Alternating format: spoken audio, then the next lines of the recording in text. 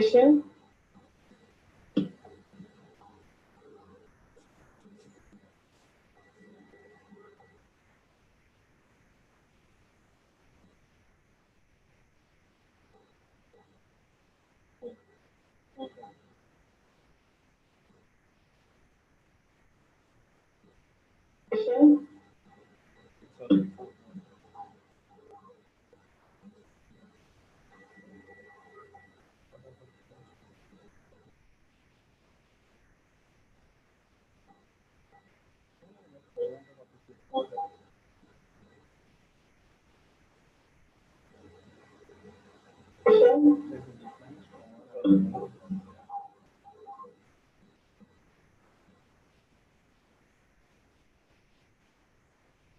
Good evening, ladies and gentlemen.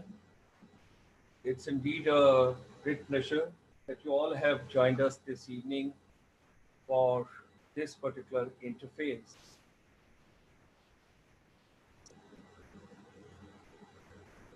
And we extend a very warm welcome to all of you.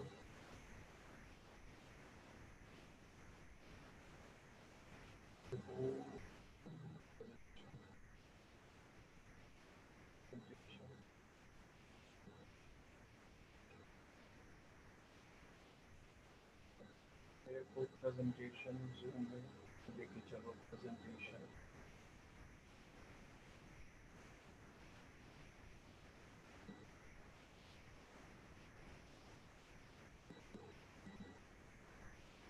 So while extending a very hearty welcome to all the legends of education fraternity, I'm so deeply grateful to all of you for 4 p.m.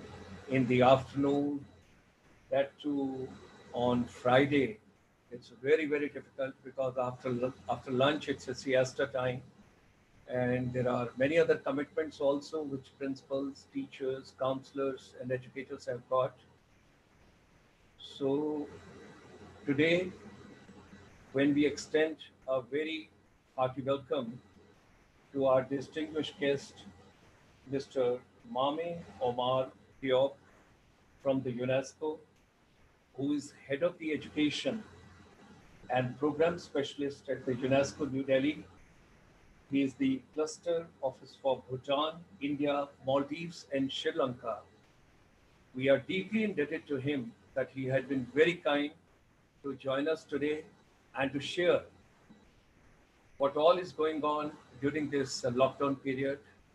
And we are having new challenges in the education fraternity, and particularly when we talk about school education, which is the foundation for the entire process.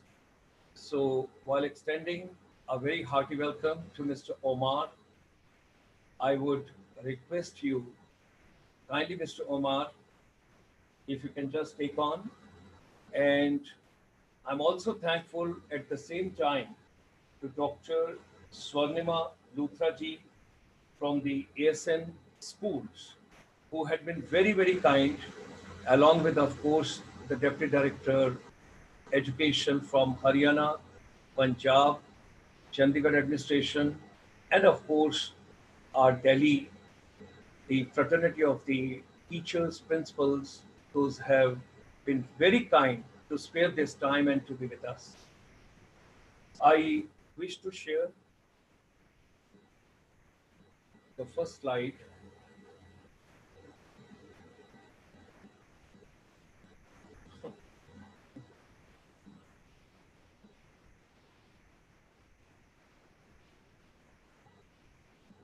Now, this particular theme, what we have taken, impact of COVID-19 on school education, learning, and future challenges. So, ladies and gentlemen, we extend a very hearty welcome to Mr. Mame Omar Diop, and we request him to share his vision, his thought process. Mr. Omar, could I request you if you could kindly.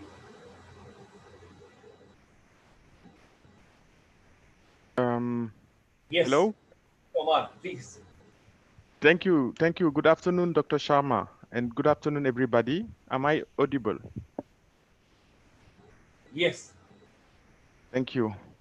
So I'm very pleased to be here, and thank you for ICSI for the great work you are doing in the ecosystem and in the area of education.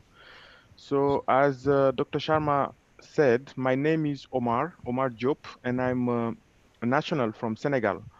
But I have served in different contexts and different development contexts, be it in Africa, in Europe, and then North America. But positioned here in India, New Delhi cluster office, looking for the South Asia, meaning India plus the countries like Sri Lanka, Bhutan, Nepal, Bangladesh, and Maldives.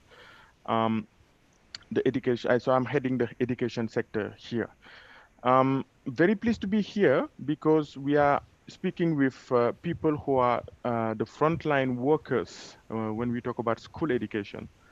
And as rightly pointed out by Dr. Sharma, I think school education is the foundational block of the whole continuum of education when you look at it holistically.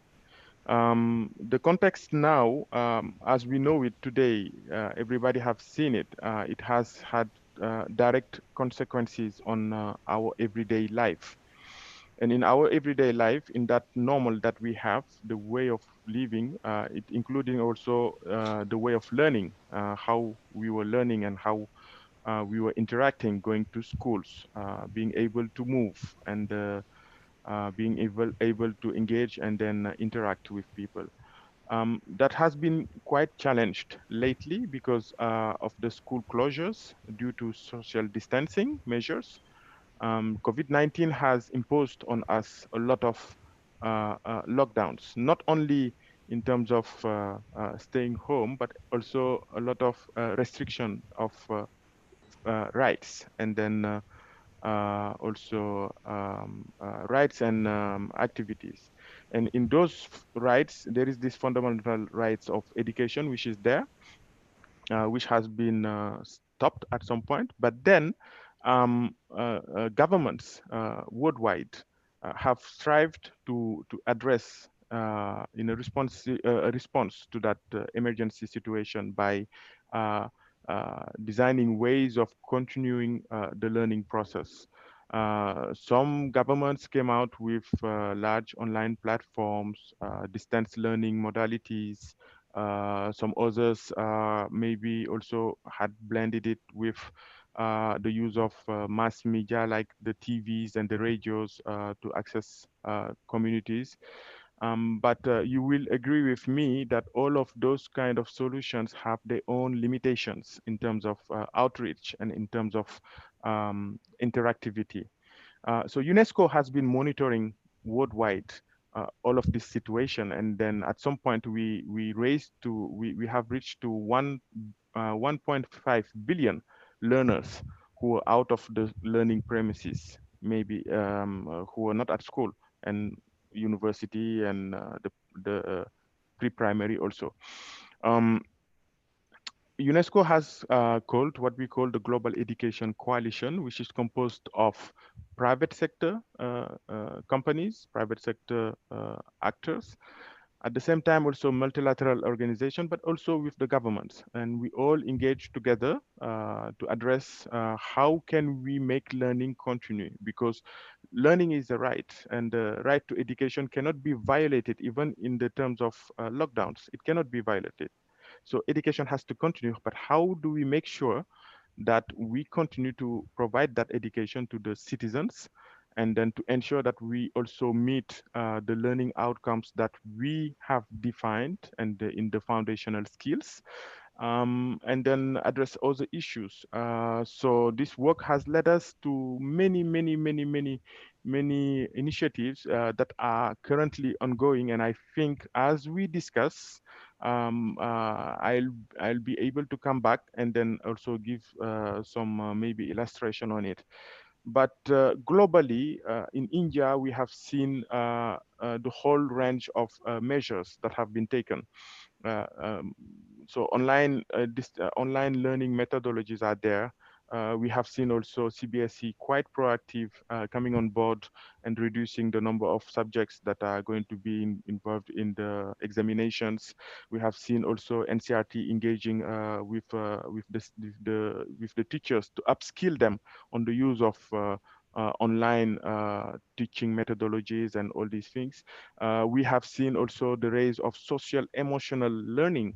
How do we make sure that uh, the people, the health and the well-being of the learners to be addressed throughout this period? Because also remaining in the same place during a longer time without interaction with physical interactions can cause some kind of mental and well-being issues.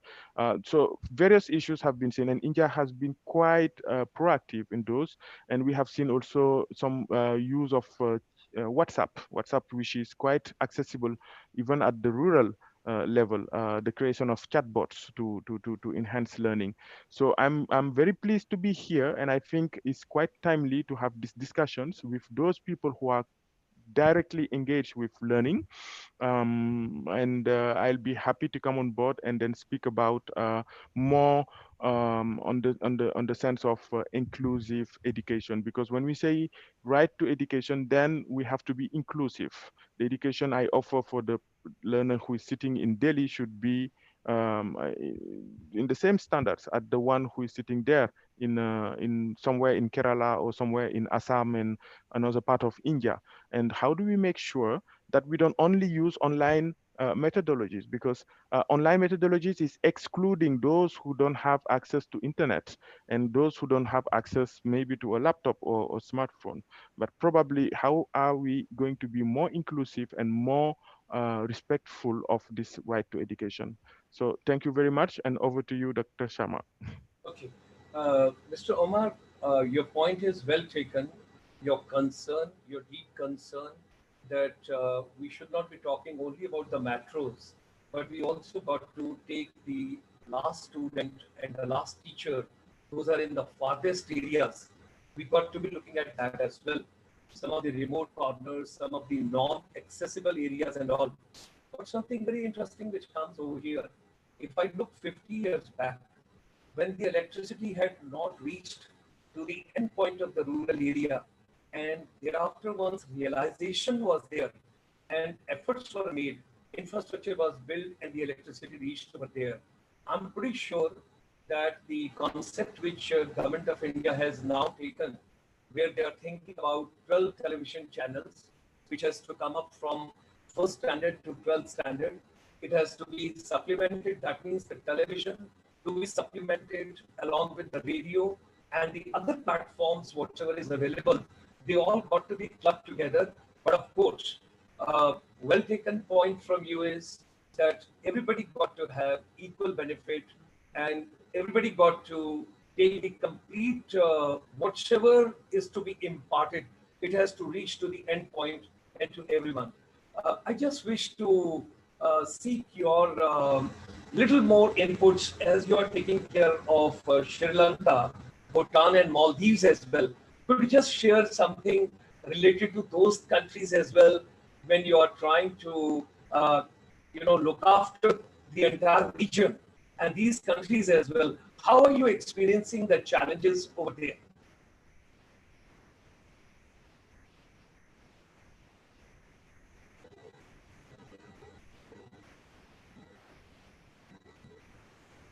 Yes, sorry, I was trying to unmute my microphone. Yeah. Yes. Um, so the context is quite, there is a lot of disparities. And for example, if you take a country like Maldives, um, it can be considered in the like a high middle income country. I mean, it's richer than the countries of the South Asia in terms of per capita and the money, and because it's a reduced population and it's a very small population. I mean, and things can be done and address all the teachers at the same time, address all the learners at the same time. It is possible there. This is how impact can go quickly in that country. So they didn't experience a lot of challenges because they just procured some online methodologies that they also deployed throughout the atolls. What they call atolls is a set of islands and they have deployed it, and they made sure that everybody could access the internet and with a use of so that is possible in Maldives. But that's not the case in Sri Lanka, or in that cannot be the case also in Bangladesh or Nepal or in India. I'm going to talk another maybe interesting context, which is Bhutan. Bhutan, they tried with the online methodology, but they were not keen in the sense that connectivity is an issue. Even if you have the laptop and the smartphone, you might not get the connection because of the mountains and the geography of the country.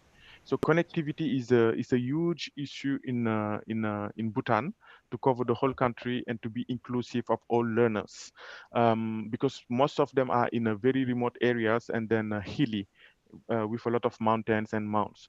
So there we gave priority with the government. We work hand in hand, and we give priority to what we call the print methodology. Print methodology being, you take the teachers, you cluster them. So you tell them that, for example, this teacher is going to cover South Delhi, this teacher is going to cover Central, this teacher is going to cover the North, and things like that. So they had some what we call the cluster zones, and then the teacher had to prepare now all the learning resources, and then prepare also the printout of those, and then visit the families and distribute it, make sure that the kids are having some kind of thing. But you will tell me that teachers are not enough to cover the whole, all learners. So how that was mitigated was the use of radio, community radios, and then also the use of TV. But then we found out that all the families there didn't watch TV. They all don't have TV monitors. So that was another thing. Now coming back to India, India is quite interesting in the sense that you have several states, and then you have several contexts within, and the technical capacity is here. Human resource also is here in India, and the solutions also, all of them, they are here. So it was just a matter of how do we make sure that it better benefits the learners, and how do we make sure that everything that is coming on board is entering a kind of structured delivery that the MHRD, of course, has to oversee, but with the state departments at the state levels, and then the help of those bodies like CBSE and NCRT and the SCRTs, to be able to reach out to the community.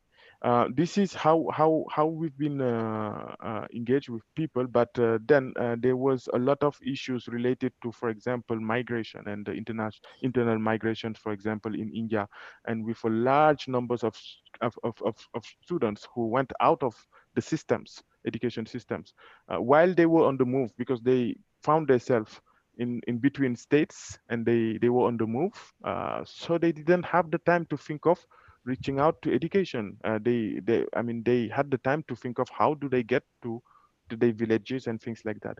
I think there are those issues that are still lacking behind, that were there, but at the same time we are trying to use more traditional ways, like the community radios and chatbots via WhatsApp, to be able also to convey some kind of learning.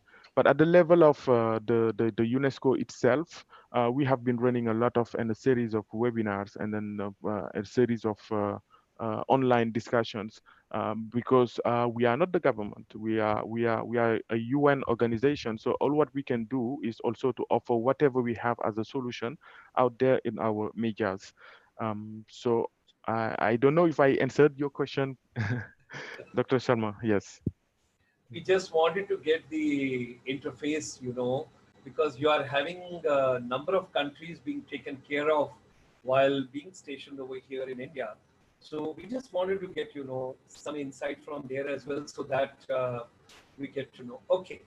Now, I would like to recognize that we have been joined by Madam Malini Narayanan. She's the chairperson of the NPSC, Surya Prakashji, and also Sadhna Bhalla and Anita Vadera, and many others. In fact, Dr. Swarnima Luthra, ma'am, she's the one who is basically the anchor and controlling the entire participation of all our distinguished principals. Mr. Omar, uh, two more points which were coming to my mind, I thought I should share with you. Uh, Online education, digital education, new pedagogy in education, new norms in education, a lot of infrastructure already being built up of these schools and a couple of things, at the same time, when slowly and gradually from 20th March onwards, people are getting into the mode of this particular system or the new pedagogy, you call it, our chamber, International Chamber for Service Industry, because we deal with the NRIs. We deal with non-resident Indians, 30 million people, those have gone abroad. And when we brought first Bharatiya Pravasi Divas to India, so every day when we are countering and we are talking to the people in Canada, USA, Europe, Australia, New Zealand, Middle East, and South Korea, Finland, which was considered, for school education, for creativity, for collaborative, and a couple of things. Challenges are everywhere, and two more things have come in a very big way during this particular lockdown. One is the concept which is gamification in education. Gamification in education. And I wish to share with the entire galaxy of the distinguished guest over here and with Mr. Oman that almost 47 companies we have got in touch with. Those are preparing games related to children for education in near future now, which will come through. So positive games to be blended in education system. So that is one part which we want to have little views of yours on that. Could games also be the part of the education, and particularly with electronic part, and the new media entertainment is coming up. Sector Skill Council of Media Entertainment is also working in that direction in Ministry of HRD, that how gamification has to be brought into education. And the second part which has come in a very big way, again from media entertainment, that is called music therapy. How basically some of the subject, there is a lady uh, comes from Assam. Her name is Dr. Sunita Bhuiya. She is teaching a lot of subject through theater and through music and through violin, and she's reaching out through the music therapy to the children. I wish to have that. How do you look at the media entertainment and gamification and music therapy also as one of the new ingredients in education? How do you look at that, Mr. Omar? Oh, you you you don't mute yourself every time. Okay, okay, now it's unmuted. Thank you. Yeah, thank you very much, Dr. Sharma. I think uh, that's what I was saying. The chamber is quite relevant, and your activities are quite relevant to education, what you have been looking at.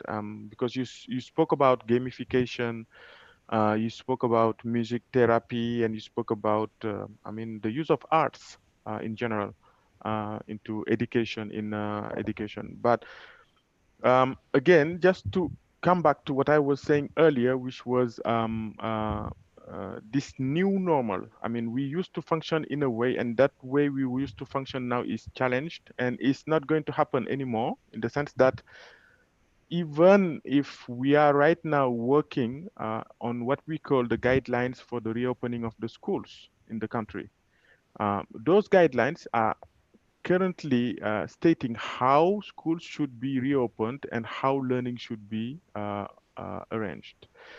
So it means what we knew 2 months before, 2 months earlier, how we used to function is going to be changed, and it will change because there is a new normal which is coming. And in this new normal, health and well-being came out as a strong component that has to be embedded in education and in the learning activities. I call it health and well-being because if we talk about games, people enjoying themselves, their time online maybe, playing, having some pleasure, but at the same time, if we can give some learning experience in that uh, kind of pleasure time, and make use of it to give some positive impact. um, so that's for the game, and even for the music also. People sometimes listen to music for some kind of to relax and to enjoy. So how can we make also use of those ways and then channel education through?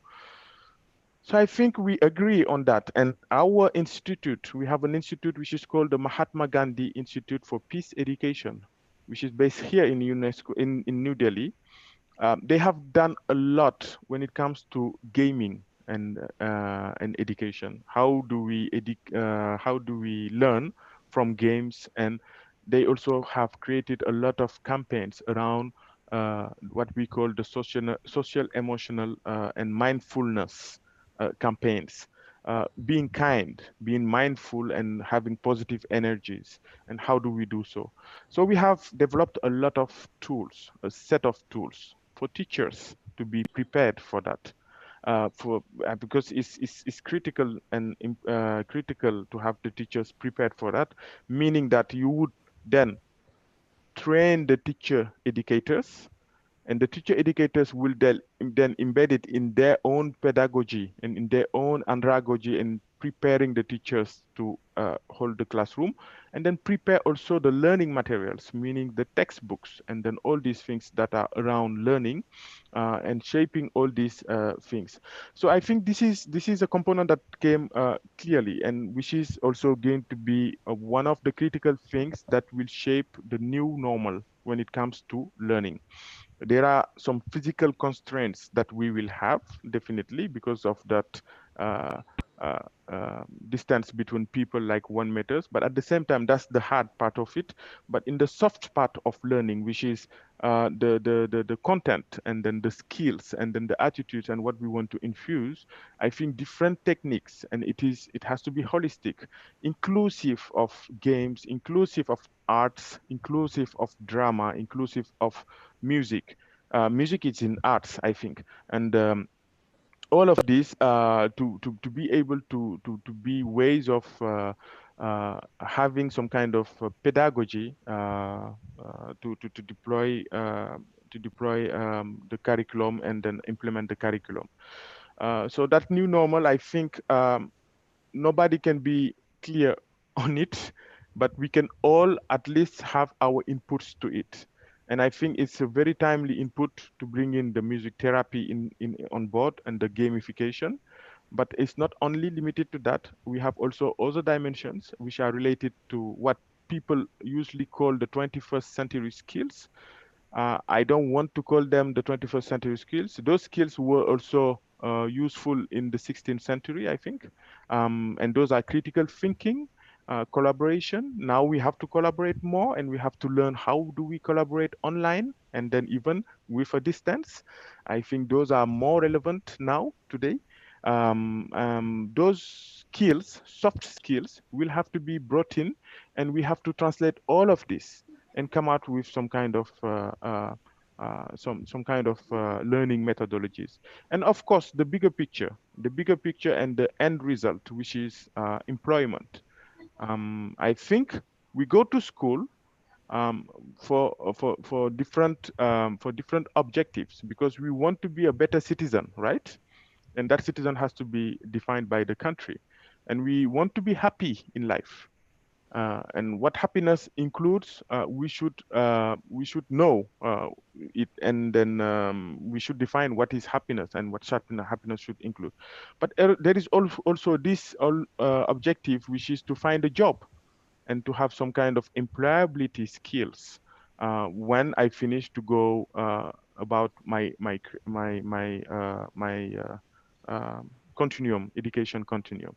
But to bring back all that to the school education bit, which is, I think, the theme of our talk today, to bring back that to that level, which is school education, I think foundational skills.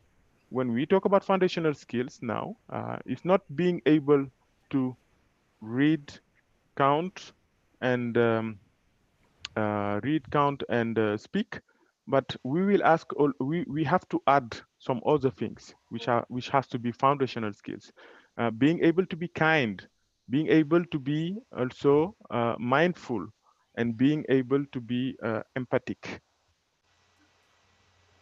Okay, you have used some wonderful keywords over here: holistic, critical thinking, collaboration, employment, job, employability skills, happiness, and of course, you have used something very interesting: empathy. And technology can support the teachers, but technology can never replace teachers. Teachers would always be there, teachers will always be required, and principals, those have joined us today in this particular program and webinar. Your role is very difficult because you got to take care of the administration part also. You got to be taking care of the teaching part also, management part also. One area, Mr. Omar, which comes to my mind, just taking the thread from your views only, that is, why not, like we think about AICT and UGC, the colleges and institutions bringing corporate for the case study discussions, corporate interface, and corporate getting involved into the curriculum formulation also. Why can't we think of that the schools also now preparing the children in a way that where the corporate interface starts coming from sixth, seventh, eighth, ninth onward, when the vocational, when the skills and competencies and everything is being developed. Why can't we have the corporate also, or the companies also coming and linking up with the schools? I wish to have your views on that, Mr. Omar. Okay. I think in a certain sense, the curriculum. Let me say something here, which is which is my own view. You see, everybody knows what is the constitution, right? The constitution. So I always say that the curriculum is what a constitution is for a nation to be a democracy. That, I mean, if you look at the constitution, what is it for a nation to be a democracy? That is what the curriculum is for a school education system, also to define its citizen. So you will understand and you will agree with me that a curriculum is one of those acts of sovereignty. It means that a curriculum is safeguarded by the government, right? And it's completely normal because you have to define who is going to be your citizen in the coming years and in the coming centuries, right? So if you have to define that citizen, then a curriculum, when it is elaborated, 70% of it is quite directive, is quite national, but 30% of it you have a kind of autonomy to localize and reflect maybe the values and the contextual elements of where that curriculum will be implemented. What I mean here is you cannot have the same curriculum sitting in Delhi, which is done for the whole all the states in India. Yes. Every state will have to take the curriculum and has the 30% maybe chance to go ahead and localize. Now, how to localize it? I believe that consultation process is including also corporates. I believe it because corporates also do come with some kind of experience and then some kind of projections on the future of work, for example. I mean, to design the future of education, you need to know what is the future of work, what work will look like, and then to prepare the citizens for that type of work, right? So I believe corporates have their places there in that localization and then contextualization of the curriculum, and not only corporates but also other part of the society. It can be also NGOs, it can be also the civil society organizations, and then the teachers themselves and the learners, and all these parts of. But the central bodies definitely have the the sovereign the sovereign entitlement of that curriculum to define it and in the great lines and by 70% of its composition. And I think that's how it is in all the countries in the world, because then after also this is how you build a nation's identity and then all these things. So curriculum, let us not look at it as a educational thing. I think it's more complex than that. Mhm. Thank you. Thank you, Mr. Omar. I'm so grateful because since morning you had three webinars and full of life. And although your rotas are also going on, and of course the closing is coming closer, and we got to take a treat from you and give a treat to you as well. And with your permission, uh, we will have about 20 25 minutes, which is left over. We would like to have the views from the participants, the principals, those have come over here. And before I go on to that, I would like to share one very important slide. Last 2 months, which our team has been working globally, I wish to share one slide of the finding of our entire team, our chamber world over, 47 countries inputs we have taken, and this is what we wish to share. Ladies and gentlemen, the life now, the B2B, what we used to call in corporate sector, business to business, is going to be back to basics. And if I think about Netherlands and some other countries, it's going to be back to bicycles. There's no more luxuries. Whatever is basic of the life, that's what is going to be the norm of tomorrow. So our chamber, with the help of non-resident Indians world over, whatever research we have carried out in the last 2 months till yesterday, I wish to share with all of you. And this particular triangle, what you see on the left-hand side, the life, what we used to call in India golden triangle earlier, Delhi, Agra, Jaipur. Now it is becoming, on the top of this shack is going to be food, food processing, agriculture, animal husbandry, food packaging, whatever is related to food, the basic necessity is going to be the prime focus. No more luxuries, getting back to the basics of life. Secondly, what Mr. Omar also made a mention of the health, so well it goes over here. The mental health as well as physical health, both are going to be important. And in health, Mr. Omar mentioned about well-being. So health and wellness, particularly yoga, meditation, naturopathy, and fitness, whatsoever, and nutrition and good food, which is good for the body and healthy living. At the age of 70, I'm full of energy. Whatever I have got today, it's all because of my food style, food intake, and my lifestyle. The third part, the education when we talk about is going to be E&L. That means earn and learn. From the learn, if I remove word L, it becomes earn. That means like Europe, like Canada, like USA, like Australia, when we got the inputs from all the places, my teams which are working in the research, they told the children expectations have gone up. The youth today, they want instant gratification. To handle today's youth, where we used to tell them, don't use that much of mobile. And now everything is becoming digital. Of course, teachers are always prime. They're going to be a salute teacher, we respect teacher, we regard teacher. Teachers are always going to be there as the prime force, but technology is also going to play a very important role. And down below, when we come on to, we have changed the definition from the corporate sector. The B2B, what used to be known as business to business, is now back to basics. And that is the future vision, sustainable development.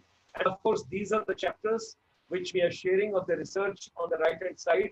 And you will be happy to know from the next week, we are starting a series where every day you will have about 15 minutes on the new theme on aptitude, on empathy, on inclination, positive way of life, mental happiness, and music therapy, gamification.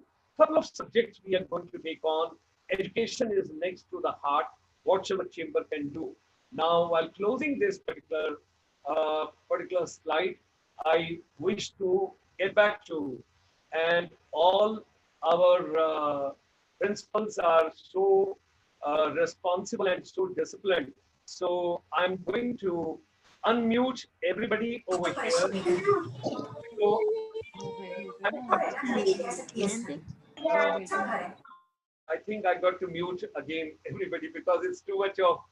I would request if we can take on uh, my humble request to each one of you. We will start with the lady. That name given to me is Madam uh, Malini Narayan, chairperson of the NPSC, and others. I would request you, whosoever wants to speak, each one of us will get 1 minute time because till 5 o'clock we will go on as a proper army drill. We have got 20 minutes left over, and we can accommodate 20 people depending on your kindness. 1 minute we give to each one of you, and we start with that. I got to unmute. Okay. Listen, Sudha ma'am, I think you wanted to ask a question. Let Sudha ma'am, we start with you. Sudha ma'am, you wanted to ask something.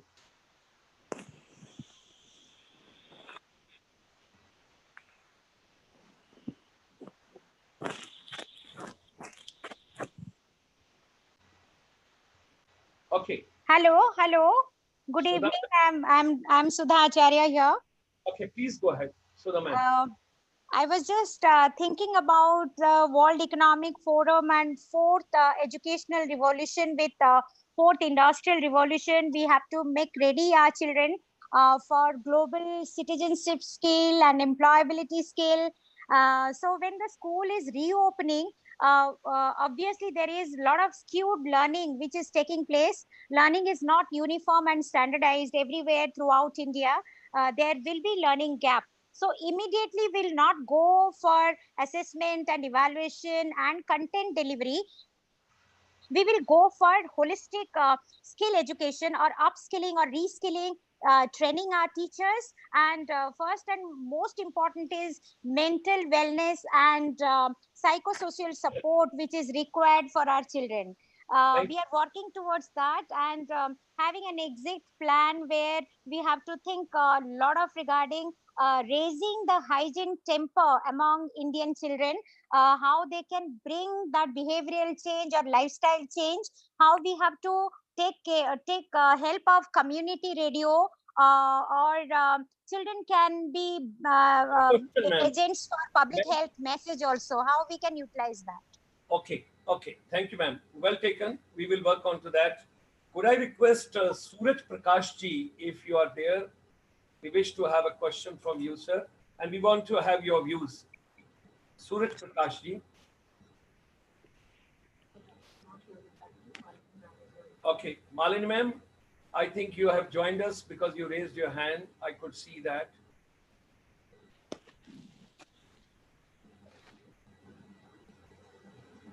Malini Narayan ma'am. Yes, there she is. Yes, please go ahead, ma'am. Yes. Malini ma'am. Okay. Good afternoon, and our grateful thanks to Mr. Sharma and of course Mr. Oman, who's with us this afternoon. My question to you, Mr. Oman, is how do tell us about the role of UNESCO in India.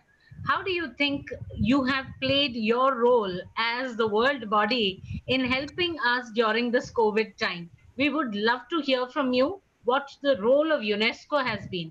And of course, my second question is, in India, the girl child has always been disadvantaged amongst the disadvantaged. So, how is it that you are putting your, hand over her head to look after the girl child who's now in lockdown, who's busy doing housework with her mummy, helping everyone at home, but studying? So, do tell us these two things. We'd love to know how UNESCO has impacted India during this time of COVID, and what has been your real hands on work that you have contributed to, so that we take a lead from that. Thank Omar, you. Thank you, thank you. Well, it's a great question. I think it's a great question and quite difficult to answer at the same time. UNESCO, you have to know, UNESCO is a normative organization, meaning that we define normative instruments and then we define international standards and we look for it. Now, concretely, what we have done with the government of India, for example, is right now the government of India is looking at the reopening framework for the reopening of the schools. That guidelines was prepared based on the guidelines that we have given to the government. It's a generic one, and that they have to customize. If you look at the chat box here, I have given a set of links there, and one of the links has the PDF, the final guideline, which is shared with the government. And then we worked hand in hand with UNICEF, World Bank, World Food Program, WHO, because there are some sanitary issues and the nutrition issues because World Food Program is there, and with the government, meaning MHRD, the Secretary of School Education, who is now the new chairman, the former chairman of CBSE, to customize that guide and give a framework which will allow the schools to reopen in the country. That's one.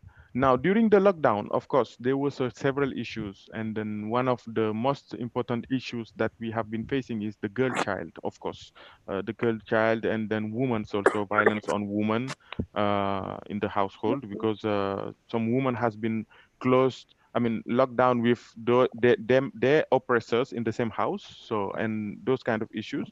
So we have worked and engaged with, for example. Uh, uh, to create some guidelines, posters, to do some kind of advocacy work. That's all what we can do, and then set up some hotlines where we can keep track of some complaints that are registered. And we engaged with, for example, NCRT, and we pushed it further. This is going to be launched. I'm giving you the information here today. It's going to be launched tomorrow or the early next week. Cyberbullying guidance. How do we control, for example, cyberbullying? Because we also noticed that with this online learning methodology, people went online, and then there is a cyberbullying happening online, and then even also against the girls more than against boys. And then so that is addressed with NCRT. We engaged with them, and it is going to be released tomorrow or early next week. We also went, for example, with scientists. I'm sorry, but I forgot the name of the institute, but it's a category 2 institute of science here in India, I think, dealing with biodiversity. We engaged with them, and we were looking at STEM for her, meaning science, technology, engineering, mathematics for the girls. And how do we interest them more into it? And having female scientists, and the government came and spoke about the schemes they have put in place, the schemes to have like positive discrimination of girls to go into scientific areas.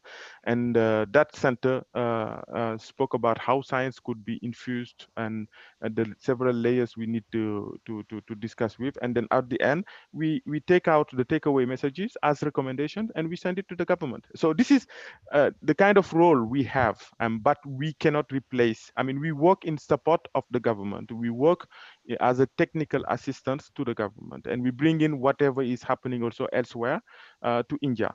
But India has been sharing a lot also with other countries. We have been taking a lot from here and bringing also to other countries.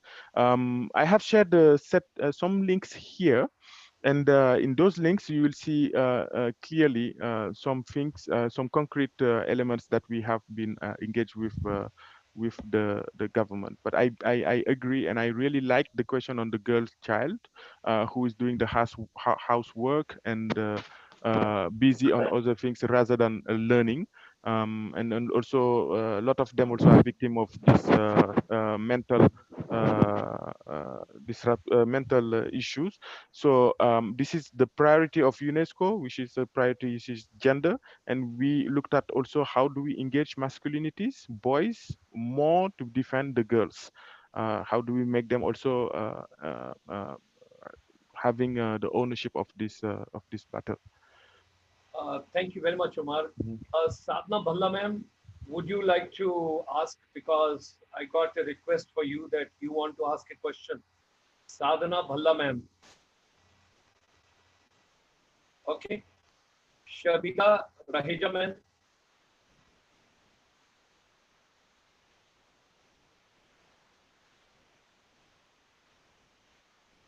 I think No. I will, Shabila Raheja ma'am. Yes, Yeah. please go ahead. So, so what about all the technology which has been used? You spoke extensively about technology being used in South Asia. So, is there any research on what is most effective, what reaches everyone, what can we build, and what should we work on for further use? Or each of us will work in what worked in our school? Is there any research, any data to guide the educators?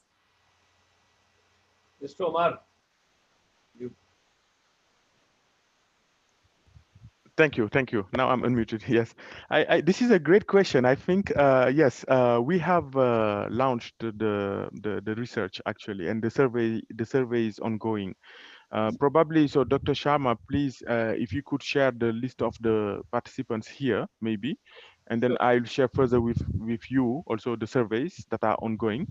But we have a set of surveys which are looking at the effectiveness of the kind of response that we are seeing, distance learning and all these things, because we thought that research. I mean, because of the lockdown, you can only do surveys. So these surveys will be circulated also using this platform maybe, and I'm sure it will benefit us. And there is one which was designed on the use of the tools, and there is another one which was designed for the early. I think they are called in India the Anganwaris, early childhood care and education, looking at the youngest, right? Because there is one part which falls under education and another part which falls under some health and things. So how do we make sure that we have also a pre-primary, which is and Anganwaris who are well prepared as to be called teachers for the pre-primary, right?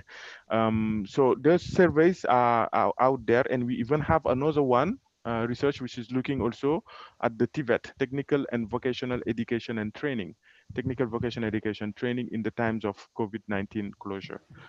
We have all of those, but you would agree with me that we wouldn't have the analysis done until maybe August or September, but it's ongoing. I will share the links with Dr. Sharma, and Thank, maybe you can. Mhm, thank you very much. Thank mhm. you.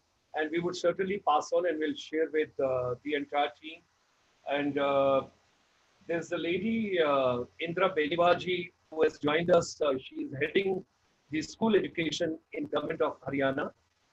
Indraji, your question, whatever you wish to ask, please. Yes, sir. Mute me. Yes. Yes, sir. I want to say something. Hmm. In from our government, there are so many plannings from MHRD or our SCRT or school education, Sarv Shiksha Abhiyan. There are so many plannings for the students. But the problem is this: the plannings are not effective for our students. The problem is this: after 12th, the student doesn't know what line they have to opt. What's the matlab, their education is not correlated with the higher education. From plus two to graduation, they need to more vocational courses or the need of the hour. I think so.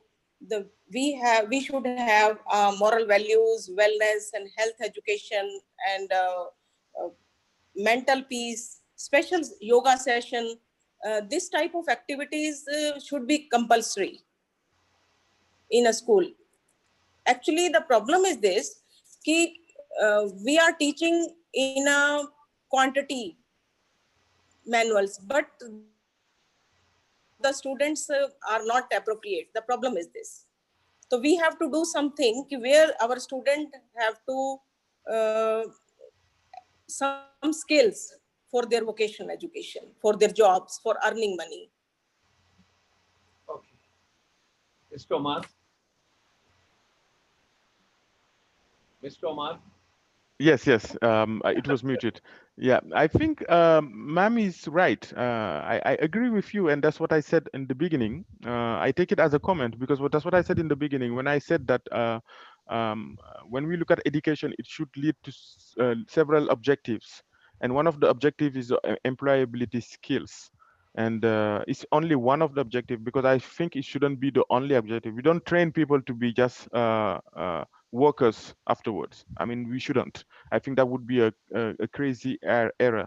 But we should also train people to be able to be happy citizens, to live in accordance with the nature. Look at what happened. We have COVID-19 because one human being was misbehaving with nature, and it impacted the whole worldwide. I mean, someone in China impacted someone who never saw a plane or never had a passport down there in the rural village in Africa. So this is how connected we are. So it means that if we are that connected, then we should have what we call the universal values, and universal values has to be defined it. I mean, and if we have to define it, and we have to agree on a way of living which is to be happy. And I think to be happy, everybody would agree in the world. I mean, be it in Africa, be it in India, be it in France, everybody would agree to be happy. And how do we end up being happy? By working and being a citizen and being a parent and being a, you name it. So I think that's the overarching objective. But we shouldn't just reduce objectives of education being into finding a job, and that's very dangerous because if you don't find it, then what you do? Yes. Mhm. Something, it reminds me, Mr. Omar, there is a Sir Ken Robinson to whom I had been meeting. He's a British, but now shifted to America. And he is the father of policy framework when you look into education quite a bit. He says there are four purposes of education. First is the economic, second is the social, third is the cultural, and fourth is the personal. So these are the factors when we talk about. Whenever I interact with him in different cities of America, I always learned and picked up something. What is the purpose of education? What education brings? And what exactly do we have to achieve? Now, as a good soldier, we have got 3 minutes left over, and we would like to go in time. We will take the last question from Dr. Swarnima Luthra, who is the principal of ESN Schools. She is coordinator also for this program. My deep gratitude and thanks to you, lady, because you assembled, you brought all the principals together. I fold my hands as a 70-year soldier right before you, saluting on behalf of our chamber. Last 2 minutes, we have it from your side, Dr. Swarnima Luthra. Me. Yes, Please, ma'am. Hansi, I'm very thankful to Gulshan Sharma sir, Mr. Oman, for conducting to this session and making me the coordinator. It was not that I coordinated everything; you coordinated. You just have given me. I would say I would request Mr. Oman to just answer me that how can we now, since the schools are closed, everything is closed, how can sustainable development goals be met in such situation? What all schools can do within their system itself to really materialize sustainable development goals? Mr. Oman, please. Am I audible? Your your SDG 4 has come, Yes, Mr. Kumar. yes, yes, I Your, heard the question. your SDG 4 has come.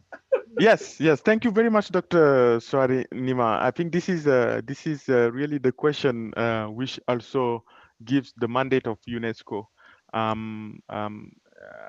You all know here the Delors report. I'm sure you guys know it. The four pillars of education: learning to be, learning to know, learning to do, and learning to live together. Those are the four pillars of education that Delors has said in 1996, if I'm not mistaken, or two. Uh, and today we have started to revise those four pillars because we thought that we should be looking at learning to become, because everything has becoming something else. We are changing. We are in a perpetual change. And I believe with this now situation, we started this process back in September, and now came this situation. So this situation kind of accelerated it. And this was launched at the level of the United Nations Assembly General with Antonio Guterres. Dr. Gulshan Sharma here is aware of it. We've been talking about how to go about it here in India, and we've been discussing a lot on how to consult with a wide audience.